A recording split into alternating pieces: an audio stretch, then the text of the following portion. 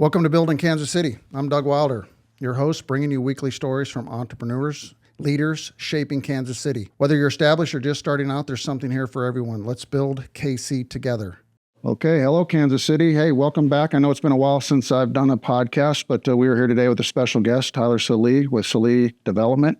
He is the president and CEO. So welcome, Tyler. Yeah, Thanks for coming out. Absolutely. Appreciate it. Thanks for having me. Absolutely. These are fun. So I'll just kick it off. I just like to, let's just talk about your path to where you are today. I mean, we don't have to go back to your kindergarten days, but, you know, maybe how you got into this industry. Yeah. So a little after kindergarten for me, but I actually started working for my dad. I think it was the summer after my 8th grade year. So my parents founded the company in the late 80s, and this is kind of all I've known. But yeah, I started working with him, during the summers of high school and during college. I'd come back and work on summers and breaks and things like that. Joined the company officially in May of 2008. Nice. As the real estate world was crumbling. So, luckily. Literally, yeah. Luckily for me, I was green and I didn't know anything about anything. So I didn't really appreciate kind of what was going on at the time. But I came back and graduated in 2008, came back and started working within the company and working for my dad in May of 2008, and been doing it ever since. Nice. Yeah. Did you go to college for construction industry or more business? Or I was so I went to the University of Missouri in Columbia. Nice. Actually have a degree in finance with an emphasis in real estate. Yeah. So I think that's a good lead into the industry. I think a lot of guys probably don't have a lot of knowledge of the business side of things when they get into it. So the real estate side, the business side, the finance side, probably a really good leader. It's definitely a good background. I mean, I learned a lot of things, I learned more working in the company probably than I did anywhere. And my dad is the best mentor I've ever had and best teacher, not only for me, but other people in the company too. So, that was the biggest advantage for me, was being able to watch him and just him mentor us and our company and everybody, to kind of where we are today. Is he still involved even loosely or? Not really. My dad's, a lot less involved today, than he has been. And that kind of started probably 5 or 6 years ago, and kind of started stepping away, maybe a little sooner than that from like the day-to-day operations. But, the company was his baby for 30 years. Sure. So, that process that's a process in itself. So walking away from something that you've essentially built from the ground up, and, so very little involvement today, still financially involved, obviously, in the company, and is there if anybody ever needs them, or, if you want to go, get a plethora of knowledge in a really short period of time, you can always, call him and just get filled up, So is he enjoying life outside of this? He does. Good. Yeah, he does. So he, Sam and grandkids, we got 4 or 5. So he's got 6 grandkids. That's probably his passion now, his grandkids. Yeah. And then him and my mom actually live on a farm out south of Lake Lotawana. And he loves spending time out there. Yeah, I like to hear that. Never shortage of projects out there for sure. I like to hear the guys or the women that have worked their ass off their entire life and are enjoying retirement. Yes, that's what I want to hear. They do enjoy it. They take some time off. They like to spend time at the lake. They do some traveling. And again, just they're at every baseball game, soccer game, you name it. Nice. Dance recital. That's where they're at. Those can be brutal. Yes. Yeah. They can be fun. Yeah. So 2008. Yeah. Things are a mess for everybody. Yep. Do you remember some things that you guys did to survive that? I do actually. Yeah. So luckily, we were fortunate, because of my dad's success and my dad's diligence, during that time frame. Again, that was hard for everybody. If you're in real estate, it was hard, whether you're building houses, whether you're building apartments, whether you're developing lots, whatever you were doing, it was hard. And my dad was very diligent and frugal about, always having a little something stashed away for hard times, and never being over levered and being, kind of out over his skis, if you will. And I think that's really what got us through that time period. We never laid anybody off in the company. We never, gave anything back to the bank, anything like that. We did some things that we don't have to do today just to kind of make it through. Sure. You know, I mean, we were trading houses and just doing whatever it took to kind of make it through. But, and I really, probably the thing that sticks out to me the most is, you know, 2009, I think probably in 2010 was probably rock bottom. And then shortly after that, coming out of 10, kind of going into 11, my dad started buying land and developed lots. And I mean, I've been in the company for a couple of years. So I'm just like, Dad, what are we doing? Like literally, I'm like, oh my gosh, like what, you know, like it's been horrible these last couple of years. And I just remember him telling me, you know, you're probably never see an opportunity like this again. And, you know, we were buying stuff for nickels on the dollar, you know, whether it's developed lots or subdivisions or land or whatever it is. And some of it took a while to kind of, you know, kind of had to wait for the market to come back in some areas. You know, some places in Eastern Jackson County or in Cass County that the market was still, you know, a little rocky for a few years.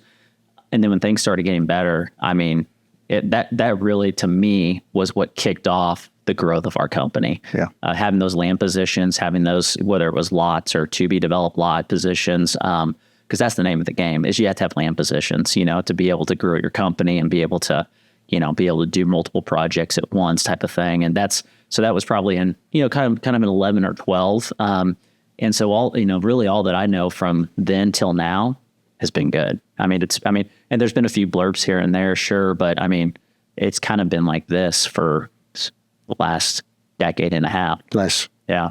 So let's, sounds like your dad set you up with a pretty good culture, not just mentoring you, but within the company itself. Absolutely. And that's still, I obviously involved with some Sallee staff. So I find that to be true, dealing with all the people that I have to deal with your company. So absolutely. Yeah, great job for you guys, because that's so important. Yeah, it is. Yeah. And really his DNA kind of lives throughout the company and the foundation that he built. I mean, what we do today and the culture and people we get ourselves involved with and how you treat your customer and, you know, putting the right people in the right places to succeed. I mean, that's all from 2-3 decades ago. You know, it still holds true today, obviously, and is implemented maybe a little bit differently, but yeah, that's built right off of his shoulders. So let's talk a little bit about the development side. It's not in my wheelhouse, and I'm always fascinated to hear how all that works. I'm assuming acquiring land, you guys are probably pretty far out looking for land. Yeah. So, yeah. I mean, land positions is definitely a long-term play. I mean, your pieces of land you're looking at today are things that you'll develop. You know, it could be 5-10 years down the road. But you know, we've got an inventory of land and land positions. You know, that probably fills up the next 5 to 7 years for us. So, and there'll be other things that we obviously will include during that time frame, new opportunities that come in or new positions or whatever it is. But, yeah, I mean, if we're looking at deals right now, you know, they're probably several years out, and what we're acting on today are projects, land positions or whatnot that we acquired. You know, some of them could be as much as 5 or 6 years ago that we're just now, you know, acting on or developing or, you know, starting to get busy with. Yeah, exactly. So let's talk about those business segments, because I know you do the homes, and then are you involved? I know you got the land, but for commercial, industrial, we do a little. Yeah, so we do a little bit of commercial, industrial. We don't do any active development. We just own some commercial industrial assets. That's more of a kind of a little bit more of the passive side of our business. And honestly, I think a little bit of that it came from during that financial crisis, 2008 to 2010, is just being diversified. So during that time frame, we were essentially all eggs were in the residential basket, land development, selling houses, building houses.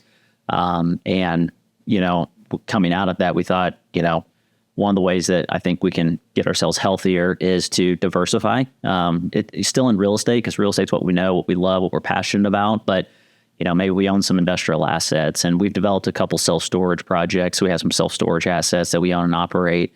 But the bread and butter, the day-to-day of what we do is residential development. So lot development for builders, and then build-to-rent townhome communities.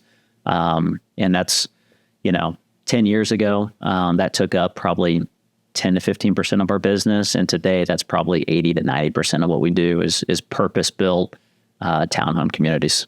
So all the land you're developing is not just for you then, it's what I'm hearing. So your townhome developments, which I'm intimately involved with. But so you're doing this for other builders as well through the community? The townhome developments, we do all ourselves. Okay. Yeah. So we do some lot development, some single family lot development for builders.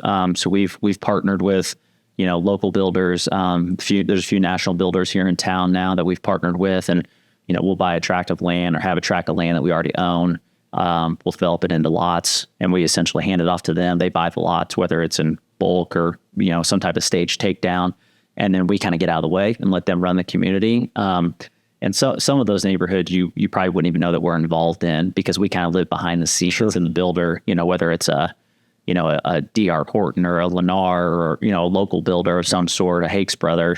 Again, it looks like their community, where they're the home builder, we're the land developer that kind of sits behind it. So that's the segment of the business where we do develop for others, if you will.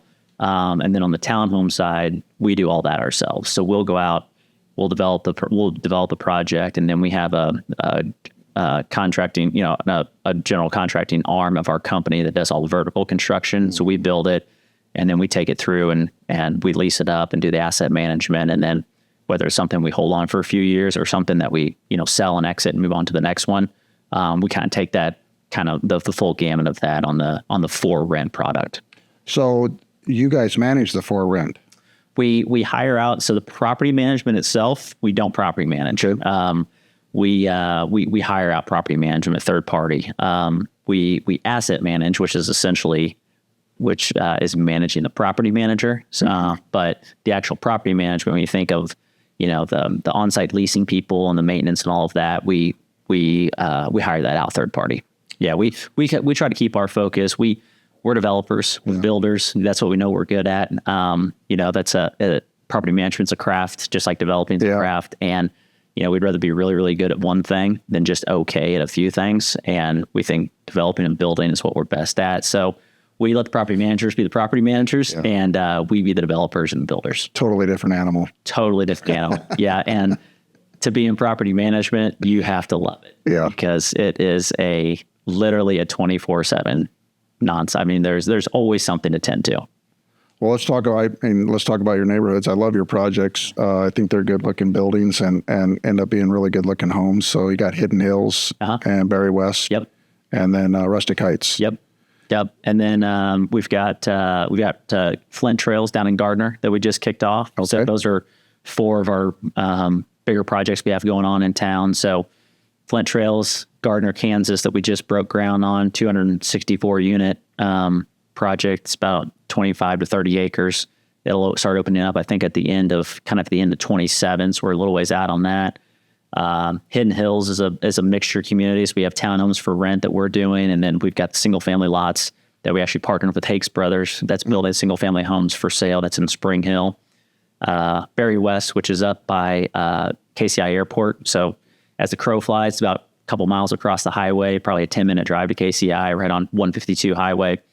That's actually the largest development we've ever done to date. So 367 units. It's a $100+ million project, all townhome, all for rent. We're about halfway through it right now. So it's kind of getting to the fun stage. So we get them built and we start leasing them and get property management on site. It gets, get some people living there. It gets fun. And then we've got Rustic Heights. It's out in Oak Grove, which is almost complete.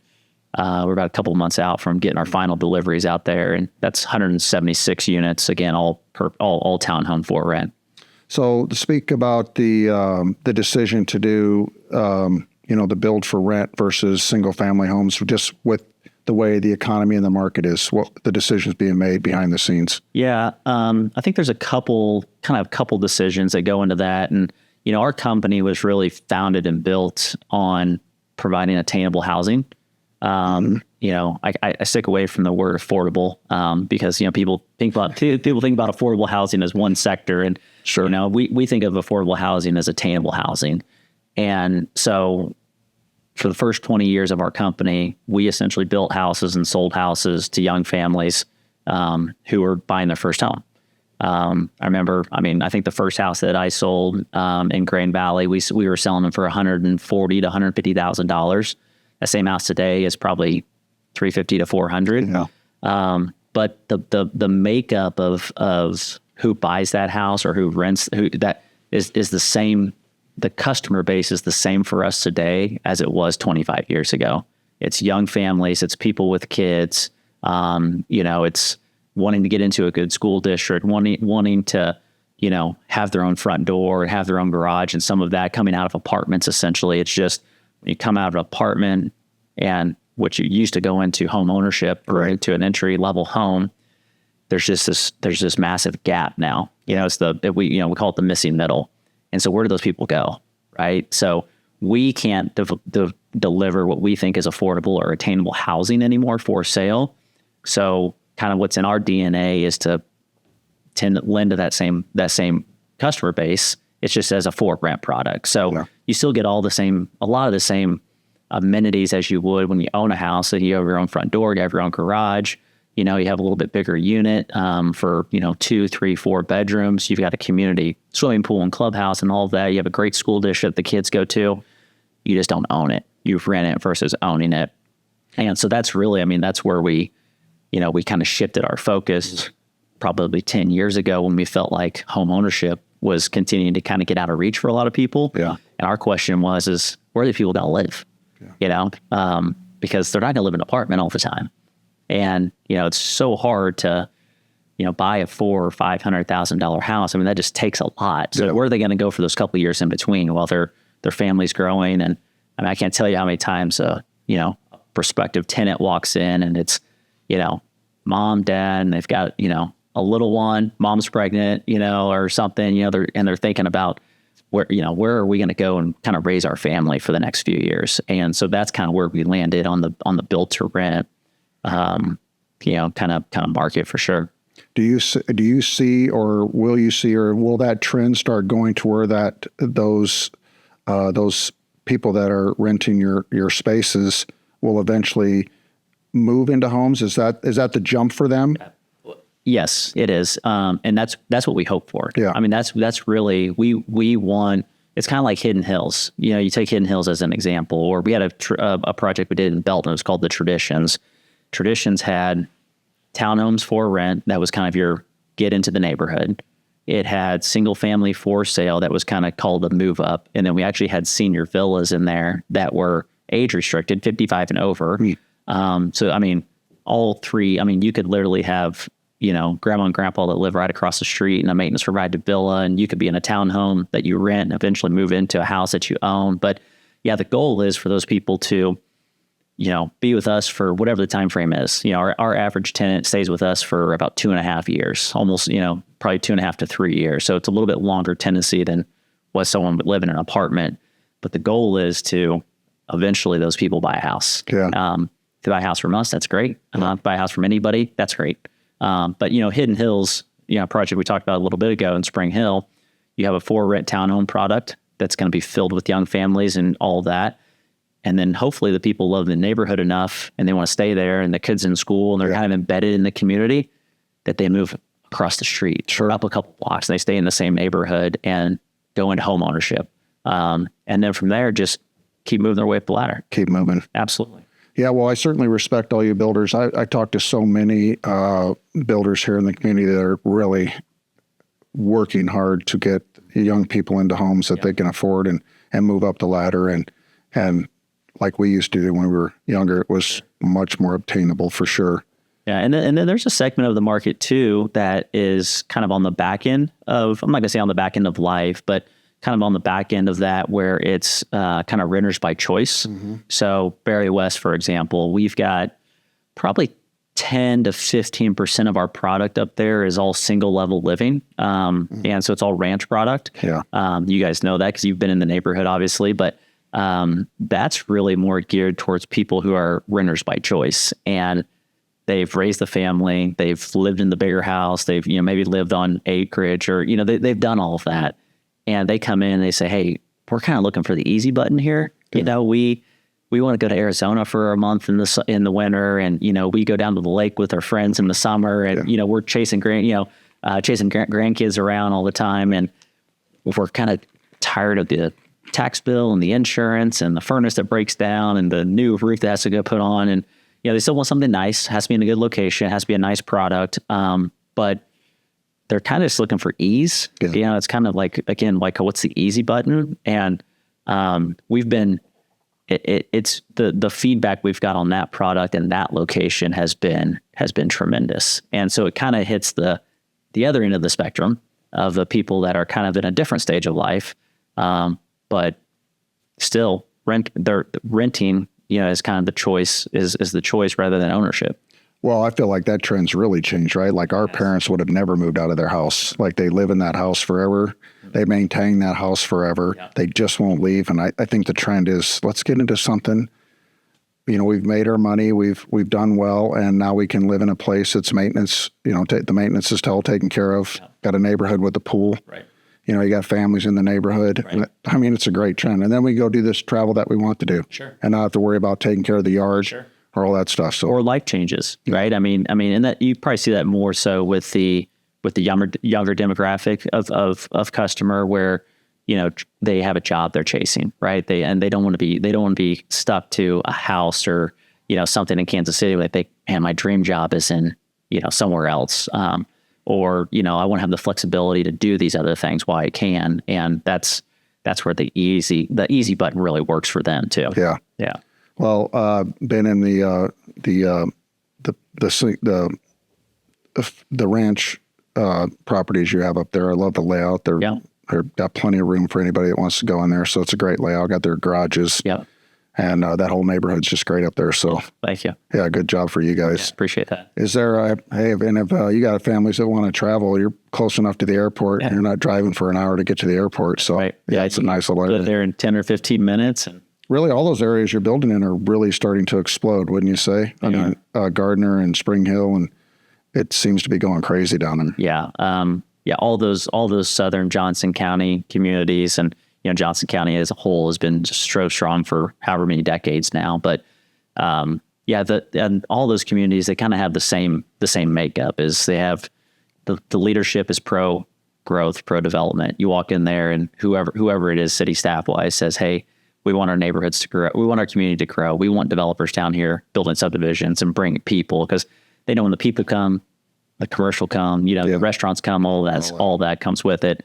And then they have good school districts. And, you know, I mean, it's important for us to have good school districts because, as I mentioned, you know, we have a ton of families, a ton of young kids that go to schools, and we just have to be in a place where they feel good about putting their kid on the bus, sending them to school, being in a good district where they can, you know, kind of raise their families, and then having jobs. You know, I mean, you took Gardner, prime example. You know, have the intermodal, and that's down there at Gardner Edgerton. I mean, when we decided to go to Gardner, Kansas, you know, we start looking at, you know, who lives here. You know, where the people work, what do they do?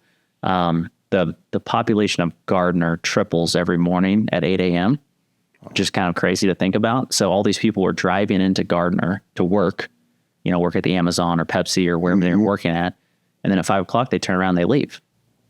You know, I mean, triple the population. That's crazy. So it's like, we look at that and we think, surely we can find 264 families that want to live in our neighborhood, rather than packing up and driving to wherever they are driving to, you know, neighboring communities, obviously. And then when you go and you sit down with the city of Gardner, you start having these conversations, they're just as passionate about it as we are. And they say, we want these people in our community. We want these people living here. And driving out of it. Yeah, they want, you know, and eating at our restaurants and playing sports in our sports complexes and doing all of that. So, and Gardner's growing. I mean, from housing, I mean, there's a lot of stuff going on in Gardner right now, both commercial and residential. And that the city is set up for success over the next decade plus, for sure. I feel like communities are really tight in the 70s, 60s, 70s. I feel like we're kind of getting back to that. Mm-hmm. Got a little spread out, I thought, got a little suburbia going on, but I think now people are really appreciating the fact that they can develop relationships in a community and make that community strong. Yep. You seeing the same thing? Absolutely. Yeah. And it's so important to us. I mean, you know, there's times where we go to communities that we've never done anything before. So it's all new relationships for us. And there's places that we have longstanding relationships with. I mean, you know, the Grand Valleys and Blue Springs and Lee Summits of the world. And, you know, we've been in Jackson County for 30 plus years. And, you know, but, you know, we go to Raymore, we go to Belton, and, you know, we're kind of the new guy. And, you know, I think the way that, you know, that we can we like to get involved, and we want to know who's who. We want to know, who are the people that live here, who are the employers, how can we give a little bit back, to the community, whether that's through volunteer or just getting involved, hosting events, whatever the case may be, get back to the school district. So we try to do as much of that as we possibly can, because like you said, we think it's important for us to know our customers, us to give, back to our customers as much as they're giving to us, obviously, and kind of build that, community feel. Yeah, no, I like that a lot. So that kind of morphs into my next question, staff. It's tough to get the right people. Yeah. Like I said, I know quite a few of your staff members, and they're all great people. So maybe talk to that process for you guys as Sallee Development. Sure. We do have a great staff. Yeah. Yeah. I mean, top to bottom. It's just, we're small but mighty. I like to tell people that for sure. But, it's kind of funny because a lot of the people that work in our company, whether you're in the office doing accounting, whether you're doing out in the field project management superintendent, whether you're on the asset property management side, a lot of those people are kind of hired. It's kind of organically. It's kind of, it's funny how it works is we never go out and we're never really like headhunting for somebody or paying a recruiter. It's, we know a lot of people in the industry, obviously, because the Kansas City real estate market is extremely small. The circle is very small. And we hire purely off of, it's character first. That is the number one thing that we look at is, do you have the right mindset to work in the company? We're going to ask a lot out of you, and in return, there's going to be a lot of benefits that go along with that. Can you work with the others that are in the company too, as well? I mean, the makeup and the chemistry, like people don't come to work and think, oh gosh, I gotta go to work again. We want people to wake up and be excited to go to work and accomplish something and, leave something better than what they found and doing the right thing. I mean, it's, there's right and wrong, and everyone is always striving to do the right thing. Sure, we would make mistakes every now and then, but we go back and we correct those mistakes. And then people that also, want to grow, that's always important to us too, is we don't want to hire somebody and say, you're going to be in this position, forever. Yeah. We want people we want to hire somebody, give them the path that they can succeed, and that they can grow themselves and the company. Because if they grow themselves, the company's going to go right along with them. And then get out of the way. Get out of the way and let them do their thing. Yeah, just empower them to make those choices, right? Yeah, and I'm fine with the person that might want to stay in their position, but I always kind of look at people that, want to at least think about growth for themselves.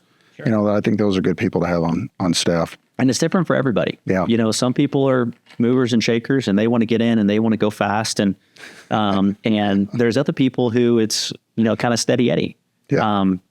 Everyone has a, and as long as you identify that and you kind of know, what that character is, what's that person really about? What's the makeup of that person? What drives them? What gets them up and gets them going every day? And then, because you can't give every single person the same tools and expect them to succeed. It's going to be different for everyone. Yeah, absolutely. Identifying what they're best at. How can that person, like, what's their highest and best use within the company, and where can they give back the most, and then letting them focus on that, and letting them try to just, utilize whatever that skill set is to kind of give back to the company every day.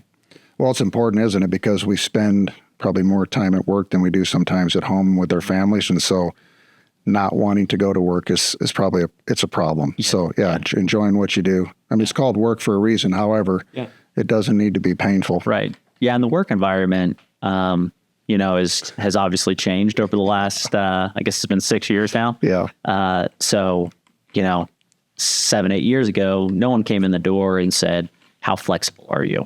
Yeah. How can I work from home? True enough. Yeah. Yeah. And so we give a lot of our employees that, flexibility to, we're not punching time cards. Yeah. It's not, be there at 8 and you take the lunch at noon, that type of thing. And there's absolutely nothing wrong with that. Our company makeup is just not that, because people have families, they have other things going on. You got to get your work done. There's no doubt about it. Yeah. But we're flexible to where if you got to work at home for a day, or you're just not in the office for 40 hours in a week, that's okay. We're going to get our work, but we're still going to get our work done. Yeah. We're still going to get it done. And we don't have anybody that ever abuses that. So it's kind of I feel like that's a two-way street. Yeah. You have that, that's a privilege. It's there as long as it's still a privilege. Well, I think that speaks to the right frame of mind when you're hiring that character you're talking about. Absolutely. So you can certainly find those people that's going to put in. Well, having relationships with some of your staff, I can tell you guys are doing it right. They love working for Sallee. They believe in the vision, so it shows with their work and them getting after it. So guys are doing something right. Yeah, we'll appreciate that. Yeah, and it's tough in today's market for sure. I mean, it's hard to pick out those people during an interview. Yeah. It really is. Yeah, the process is it's difficult, but I think we've done it enough now. Yeah, we've hired a lot of people, and there's been a lot of people that have been with our company a long time that you kind of know what to look for, and getting other people involved too. Yeah. In the hiring process, people who are going to work together. We bring a lot of people in, when we're hiring somebody, and let's just feel this person out. Yeah. Let's just, are they the right fit? Are they, and a lot of times we get it right. Yeah, I mean, getting the job done is important, but working with the rest of the staff that's almost everything. It is. It's so important. Absolutely. So just talking with your staff, I know that you're a big family guy. Sounds like you balance work and family really well. So speak to that a little bit, because I know how busy you are and I know how crazy things are. Yeah. So speak to that a little bit. Yeah. I'm a huge family guy. So like we were talking about before we got on here, so 4 kids, that keeps us going. So I think my wife tries 435 loop a couple times a day. It seems like, taking kids different things. So, my youngest, is in kindergarten. My oldest is a freshman in college. So, last year, like I had said, we took one to college, and we had one start kindergarten all in the same week. And so that's fun. But huge family guy. Work-life balance is extremely, extremely important for us. And that holds true for everybody in the company. Family comes first, Yeah. honestly. You only get one shot at that. So, and especially when you have young kids, I was fortunate enough that, when I was young and when my dad was in the process of working in the business and growing a business and doing all that, the one thing I remember is my dad was always there. He was always at every baseball game, coached us, he was always there.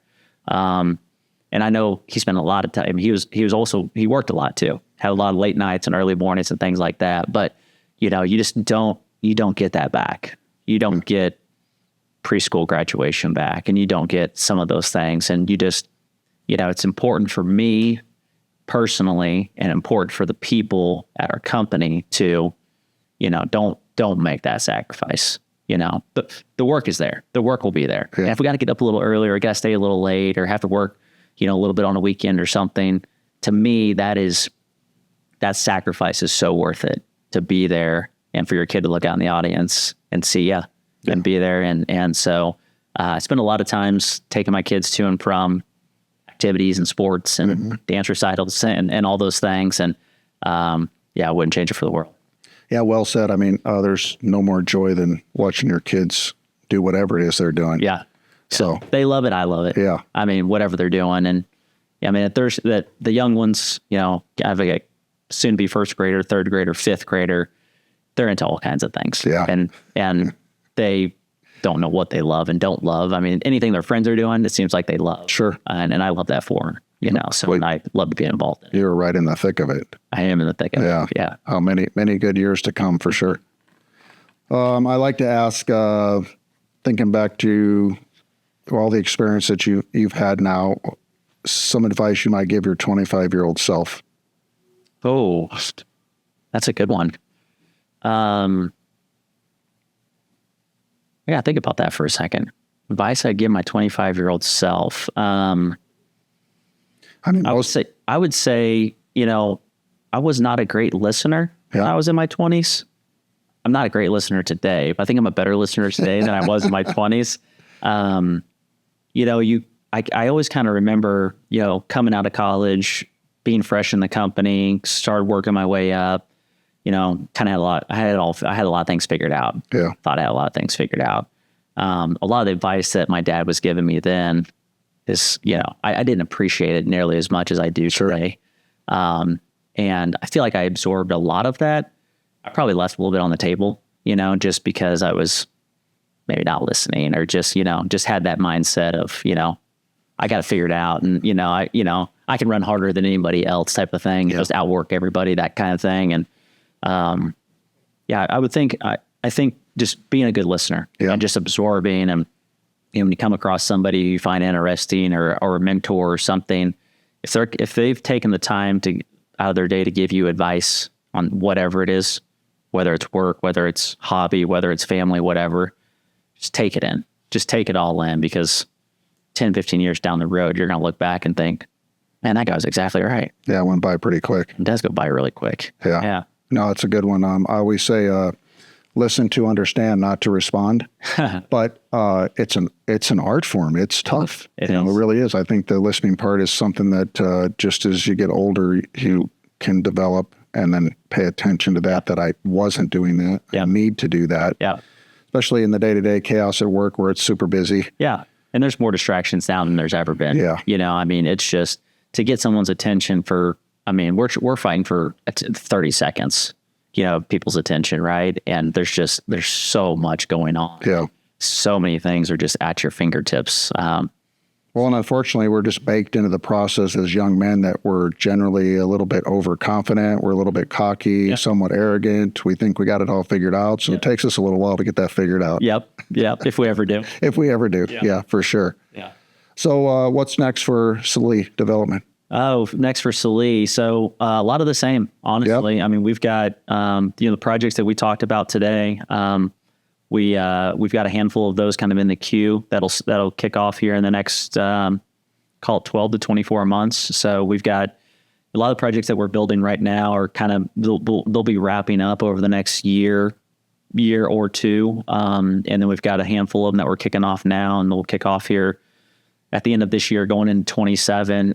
So, our construction team is going to be as busy as they've ever been. Mm-hmm. And so, every project we try to do a little bit better. We try to get a little bit better every time. And so, again, a lot of the same. We're looking at different submarkets here in Kansas City. We're trying to go to a few places that we haven't developed yet, whether it's in the Northeast or out West. There's a lot going on out in those areas. And then we've kind of got on our queue to potentially expand outside of Kansas City. So we've kind of started that process here in the last year or so. We're looking at some opportunities in some surrounding markets that we think that our product and kind of what we're doing here in Kansas City would work extremely well. So potentially could see us in some other markets here in the coming years. Yeah. Nice. That's exciting. Yeah. It's it was kind of on our vision board 5 years ago. Yeah. And a lot of things were kind of happening at that point. Or we love to grow, but it has to be good growth. It has to be smart, strategic growth. We don't want to grow just to grow. And so the timing wasn't right at that point. And we feel like we're kind of in a space, in a spot now, and we've got some really good personnel that we can kind of go look at those opportunities. And we're going to be extremely diligent in doing that. It's a process to go and try to figure out who's who and what's what. You've done it. Yeah. Coming from Omaha to Kansas City. Markets are really different, just 3 hours away. They are. Yeah. So it's kind of, but that process, that's fun. I think that's really fun to go and kind of be brand new, and just go figure out how are things built here and how do customers, react to different things, and, who's who, who develops, who builds, who manages, who does all those different things. And so we're in the process of doing that. Time will tell. But we've got enough going on here in Kansas City for the next several years that, we don't wake up and think about where we're going to go. Yeah. Yeah. When you say other markets, are you talking as far out as like a St. Louis or a Des Moines, or far out? Yeah. So Des Moines on the list. Yeah. Yeah. So we're probably the furthest along in Des Moines right now. Looking at a couple sites there. We've Omaha's been on the list for us. Yeah. It's close by. Tulsa, Oklahoma City. Nice. Those are both couple markets that they have a lot of the same things going on there. Maybe not to the magnitude that Kansas City does. But take a Des Moines, just a super healthy real estate market. It really is. I mean, it's like, if you want to talk about steady Eddie, You wouldn't think so, right? But it's just and people just pass right by it. I mean, steady. it is. And so, the Des Moines market is about, if you can imagine Kansas City, that's about a third. It's about a third, their MSA is about a third of Kansas City. And then you look at the demographics of, jobs and incomes and all of those things. And it's almost like, it is almost dollar for dollar the same as Kansas City. So we feel like if you go to a place like that, the learning curve is just, it's a little bit shorter, because it's not like we're reinventing the wheel, because we know we've done Kansas City for 35 years and we know a lot about it. And if you can just kind of take that same mold and, do it in a market like that. But again, there's tons of opportunities up there. I mean, Des Moines is a great market, Omaha, Lincoln, I mentioned Tulsa, Oklahoma City. The Midwest is pretty safe, from an investment standpoint. I think the investment, but also the build. It's always my whole career just watching, just not dramatic ebbs and flows. Yeah. Just a little up, a little down, but pretty steady for the most part. Even during 2008,